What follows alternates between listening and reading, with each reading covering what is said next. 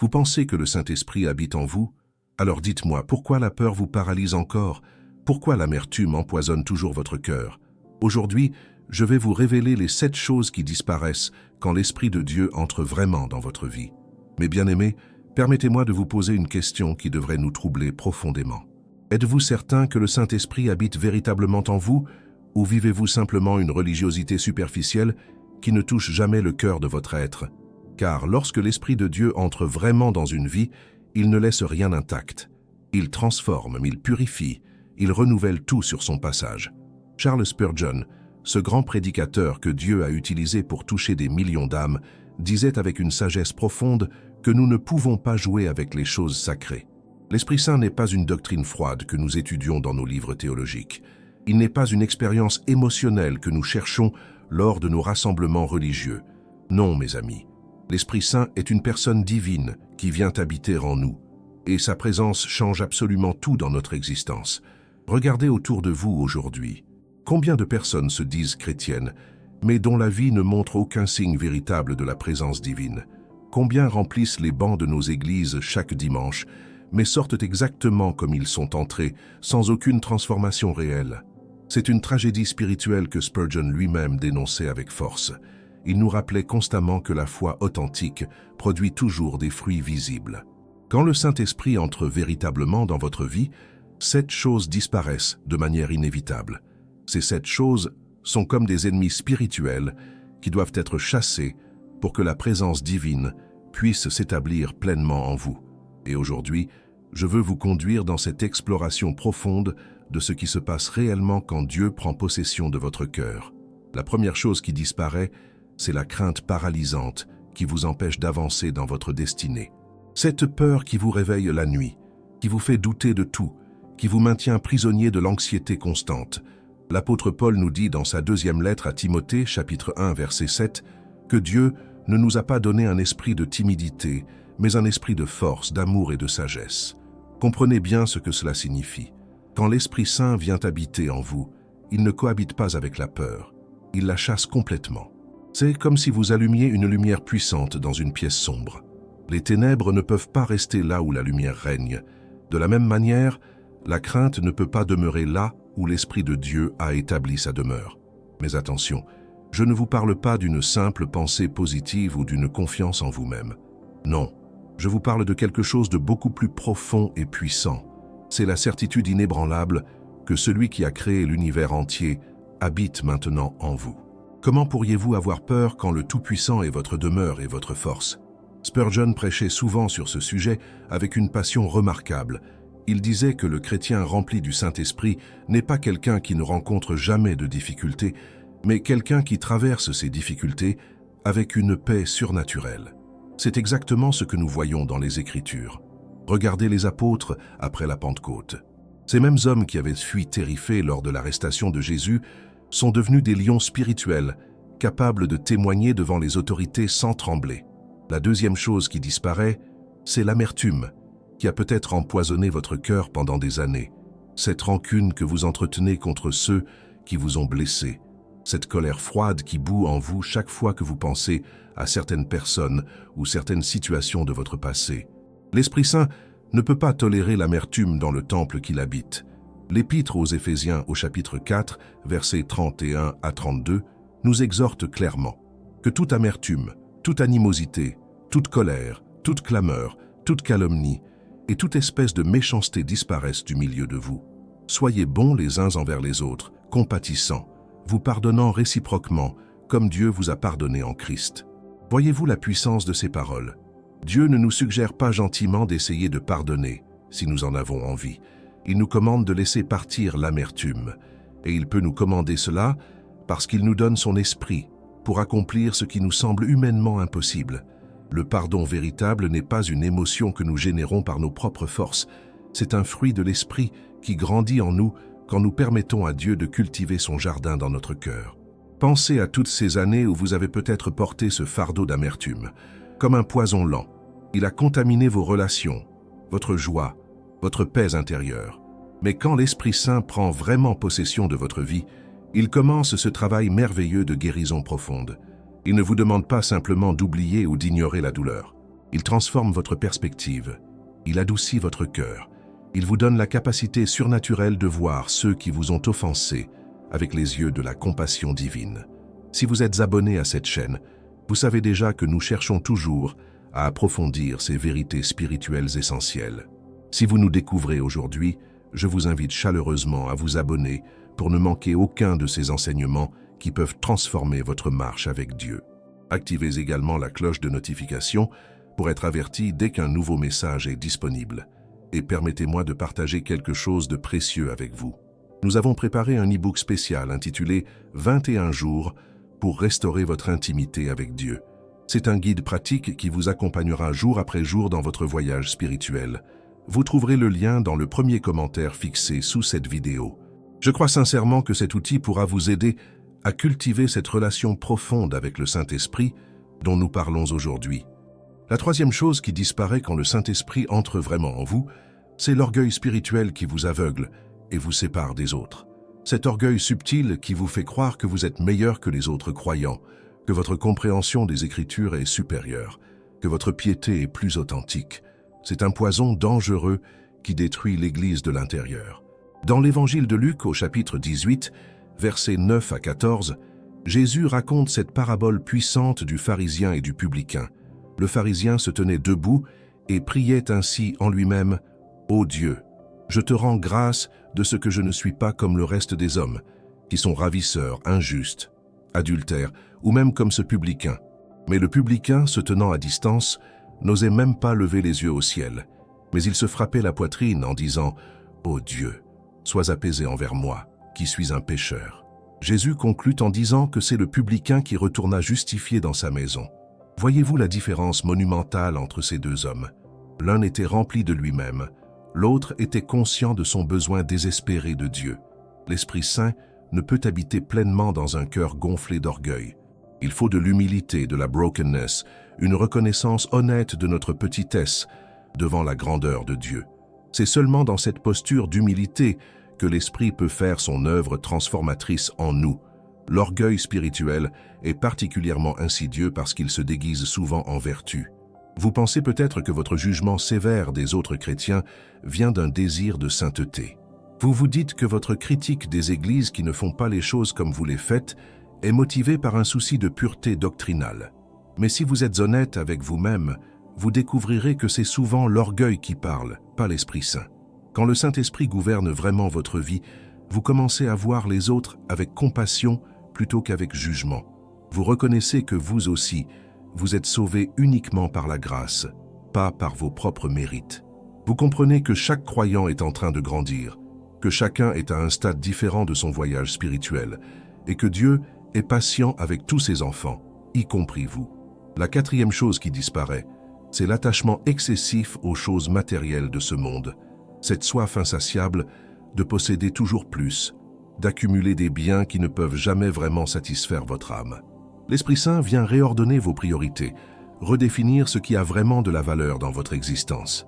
Jésus nous met en garde dans l'Évangile de Matthieu, chapitre 6, verset 21. « Car là où est ton trésor, là aussi sera ton cœur. » Ces paroles sont d'une profondeur extraordinaire. Elles révèlent une vérité spirituelle fondamentale. Ce que vous chérissez le plus détermine la direction de votre vie entière. Si votre trésor est sur terre, votre cœur sera constamment préoccupé par les choses terrestres. Mais si votre trésor est dans le ciel, votre cœur sera orienté vers les réalités éternelles. Comprenez bien, je ne vous dis pas que l'Esprit Saint vous rendra pauvre ou que la possession de biens matériels est mauvaise en soi. Absolument pas. Ce qui change, c'est votre relation avec ces choses. Elles cessent d'être votre maître pour devenir simplement des outils que vous utilisez pour la gloire de Dieu. Vous ne trouvez plus votre identité dans ce que vous possédez, mais dans qui vous êtes en Christ. Regardez autour de vous dans notre société moderne. Les gens courent après l'argent, la dernière technologie, la maison parfaite, la voiture impressionnante, pensant que ces choses leur apporteront le bonheur. Mais après des décennies de courses effrénées, tant se retrouvent vides, insatisfaits, se demandant pourquoi toutes ces acquisitions n'ont pas comblé le vide dans leur âme. C'est parce que nous avons été créés pour quelque chose de bien plus grand que l'accumulation de possessions terrestres. Quand l'Esprit Saint habite en vous, il vous libère de cette tyrannie du matérialisme. Vous commencez à comprendre que la vraie richesse se trouve dans votre relation avec Dieu, dans la paix qui dépasse toute intelligence, dans la joie qui ne dépend pas des circonstances extérieures. Vous pouvez alors utiliser les ressources que Dieu vous confie avec sagesse et générosité, sachant que vous êtes simplement un gestionnaire de ce qui appartient ultimement à Dieu. La cinquième chose qui disparaît, c'est la solitude spirituelle qui ronge tant de cœurs aujourd'hui. Cette sensation d'être isolé, incompris, séparé de Dieu et des autres. L'Esprit Saint vient habiter en vous précisément pour briser cet isolement, pour vous rappeler constamment que vous n'êtes jamais seul. Dans l'Évangile de Jean, chapitre 14, verset 18, Jésus fait cette promesse extraordinaire à ses disciples « Je ne vous laisserai pas orphelins, je viendrai à vous ». Et comment vient-il à nous aujourd'hui? Par le Saint-Esprit, qui est l'Esprit de Christ lui-même. C'est la présence permanente de Dieu avec nous, en nous, nous accompagnant à chaque instant de notre existence. Pensez à ce que cela signifie vraiment. Vous n'êtes jamais seul dans vos luttes. Vous n'êtes jamais abandonné dans vos moments de doute. Vous n'êtes jamais sans aide dans vos épreuves.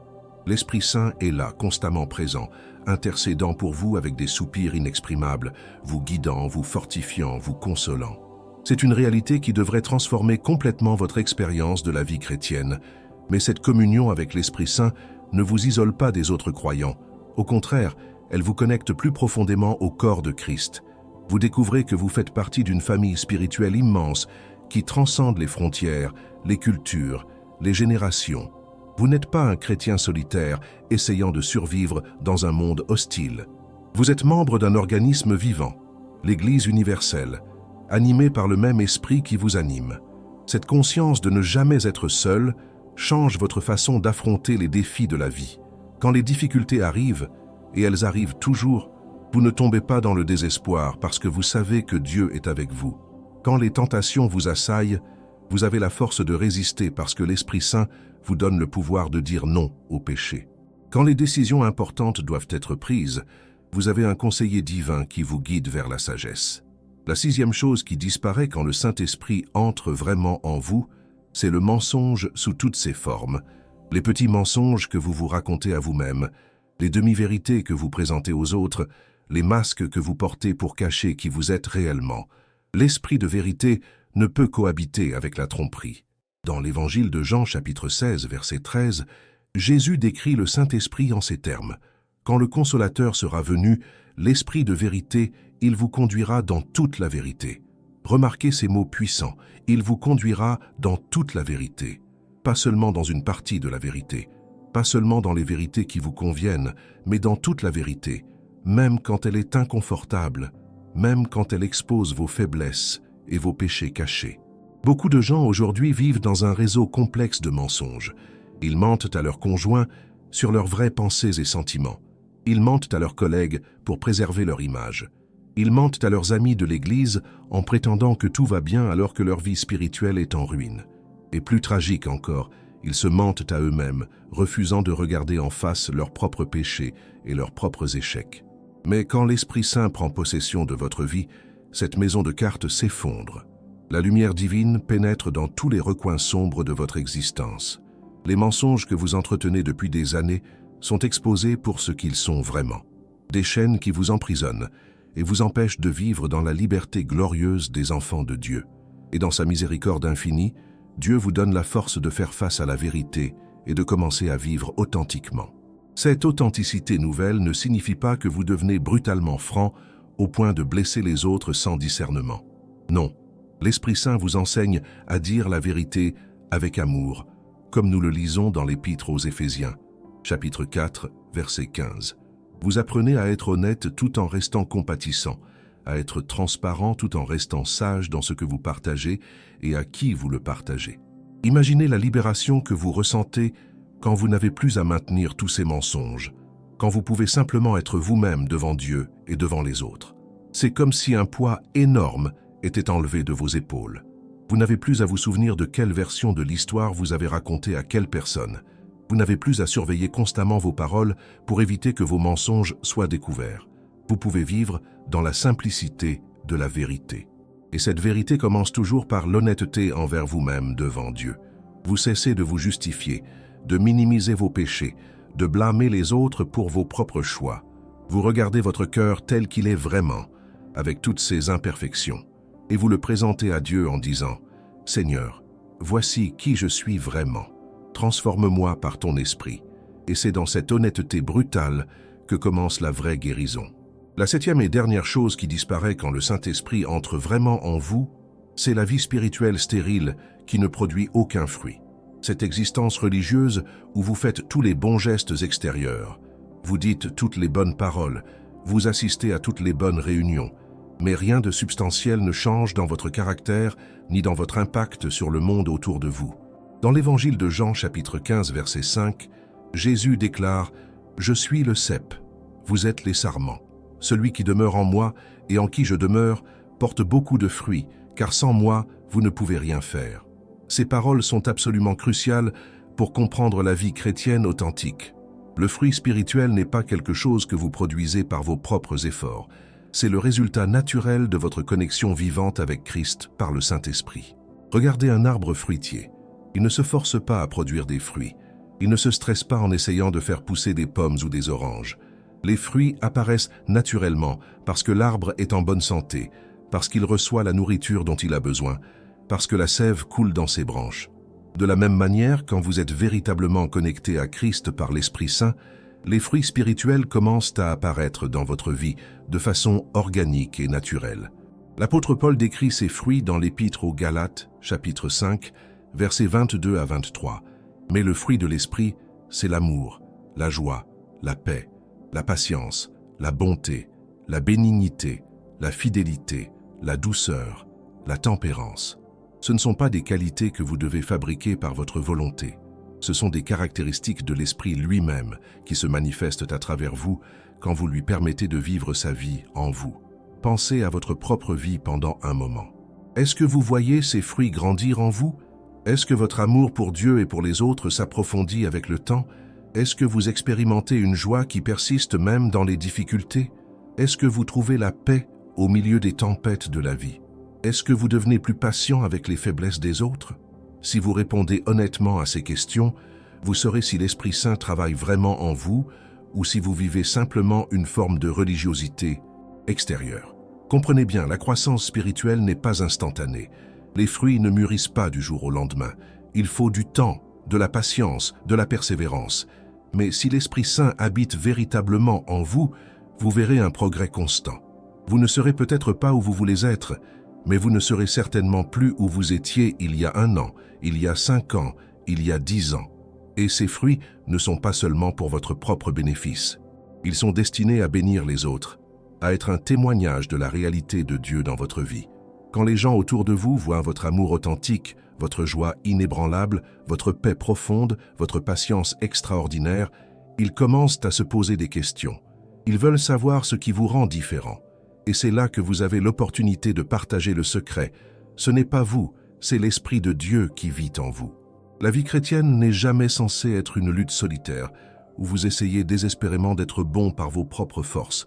C'est une relation vivante avec Dieu par son Esprit, une relation qui transforme tout ce que vous êtes de l'intérieur vers l'extérieur.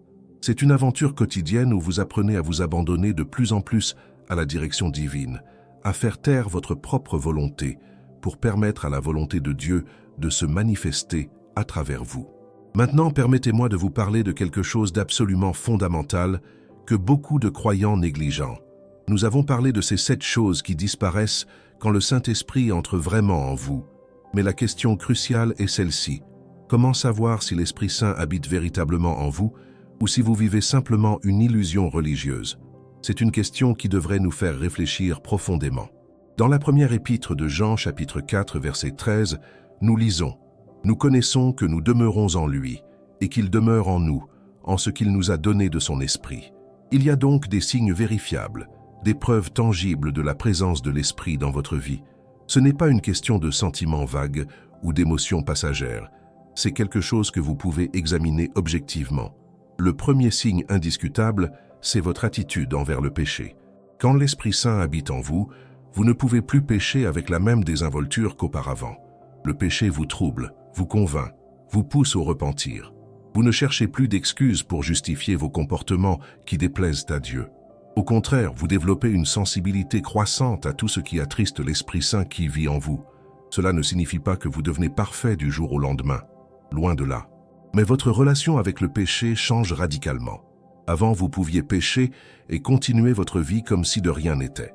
Maintenant, le péché vous pèse, vous tourmente, jusqu'à ce que vous veniez devant Dieu dans le repentir. C'est le travail de l'Esprit Saint qui vous sanctifie progressivement.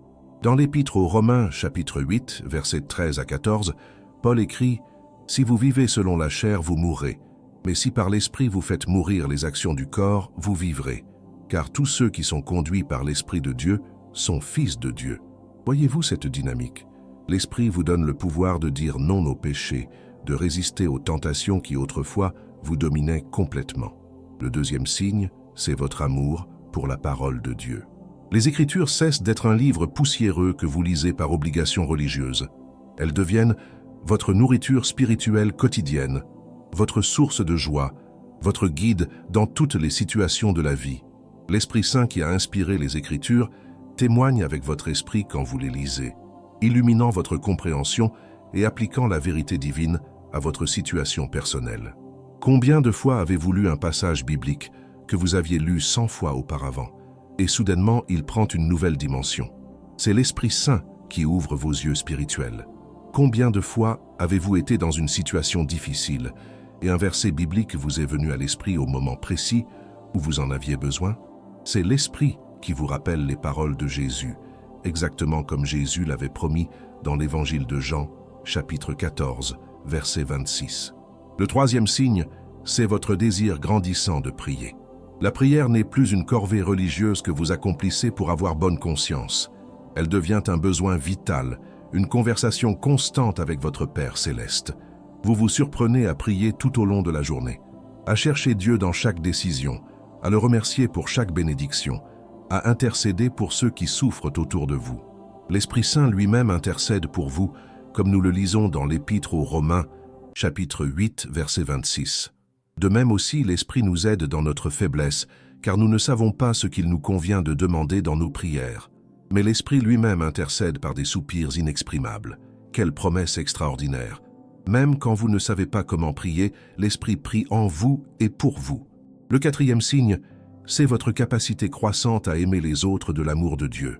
Pas l'amour sentimental qui dépend des circonstances et des humeurs.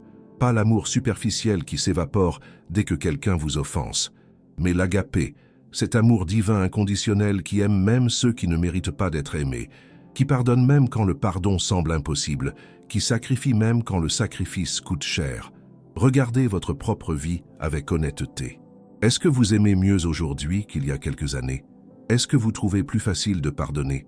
Est-ce que vous vous souciez vraiment du bien-être spirituel et physique de ceux qui vous entourent? Si oui, c'est la preuve que l'Esprit travaille en vous, car cet amour n'est pas quelque chose que vous pouvez produire par vous-même. Le cinquième signe, c'est votre témoignage pour Christ. Quand l'Esprit Saint remplit votre vie, vous ne pouvez pas vous taire au sujet de Jésus. Ce n'est pas que vous devenez un prédicateur agressif qui impose ses croyances aux autres. Non, mais vous trouvez des occasions naturelles de partager ce que Dieu a fait dans votre vie. Votre joie, votre paix, votre transformation sont si évidentes que les gens posent des questions, et vous êtes prêts à répondre avec douceur et respect. Dans le livre des Actes, chapitre 1, verset 8, Jésus dit « Mais vous recevrez une puissance, le Saint-Esprit survenant sur vous, et vous serez mes témoins à Jérusalem, dans toute la Judée, dans la Samarie et jusqu'aux extrémités de la terre. » Remarquez que Jésus ne dit pas que vous devriez être ses témoins ou que vous pourriez être ses témoins. Il dit que vous serez ses témoins. C'est une conséquence inévitable de la présence de l'Esprit en vous. Mais comprenez bien, être témoin ne signifie pas nécessairement prêcher dans les rues ou devenir missionnaire à l'étranger, bien que Dieu appelle certains à ces ministères. Pour la plupart d'entre vous, être témoin signifie vivre votre foi authentiquement dans votre famille, sur votre lieu de travail, dans votre quartier. C'est partager naturellement votre expérience avec Dieu quand l'occasion se présente. C'est laisser la lumière de Christ briller à travers votre caractère transformé. Le sixième signe, c'est la paix intérieure qui persiste même dans les tempêtes de la vie. Cette paix que Paul décrit dans l'Épître aux Philippiens, chapitre 4, verset 7, comme surpassant toute intelligence. Le monde ne peut pas comprendre comment vous restez calme quand tout s'effondre autour de vous. Vos proches sont étonnés de voir votre sérénité face aux épreuves qui briseraient normalement quelqu'un. C'est la paix de l'esprit, le fruit de sa présence constante en vous. Cette paix ne signifie pas l'absence de difficultés ou de douleur. Vous ressentez toujours les émotions humaines normales. Vous pleurez quand il y a lieu de pleurer. Vous souffrez quand la vie vous frappe durement. Mais au fond de votre être, il y a cette ancre solide, cette certitude inébranlable que Dieu est en contrôle, que rien n'arrive sans sa permission, que toute chose concourt au bien de ceux qui aiment Dieu. Mes bien-aimés, nous arrivons à la fin de ce message, mais permettez-moi de vous laisser avec cette pensée finale. La présence du Saint-Esprit en vous n'est pas une option parmi d'autres dans la vie chrétienne. C'est l'essence même de ce que signifie être véritablement chrétien. Sans lui, nous ne sommes que des religieux pratiquant des rituels vides. Avec lui, nous devenons des temples vivants du Dieu Tout-Puissant. Alors examinez votre cœur aujourd'hui. Ces 7 choses ont-elles vraiment disparu de votre vie? Sinon, ne désespérez pas. Venez humblement devant Dieu et demandez-lui de remplir chaque espace de votre être avec son Esprit Saint. Il est fidèle et il répondra à cette prière sincère. Je vous remercie du fond du cœur d'avoir pris le temps de suivre cet enseignement jusqu'au bout. Si ce message vous a touché, je vous invite à vous abonner à notre chaîne pour continuer à approfondir votre marche spirituelle. N'oubliez pas de cliquer sur le bouton j'aime et de partager ce message avec ceux qui en ont besoin. Vos commentaires sont également précieux pour moi. Partagez comment ce message a parlé à votre cœur. Et n'oubliez pas notre e-book 21 jours pour restaurer votre intimité avec Dieu. Le lien se trouve dans le premier commentaire fixé. Cet outil pratique peut vraiment transformer votre relation quotidienne avec le Saint-Esprit. Que Dieu vous bénisse abondamment. Continuez à regarder les prochaines vidéos qui apparaîtront sur votre écran. À bientôt, et que l'Esprit Saint vous guide toujours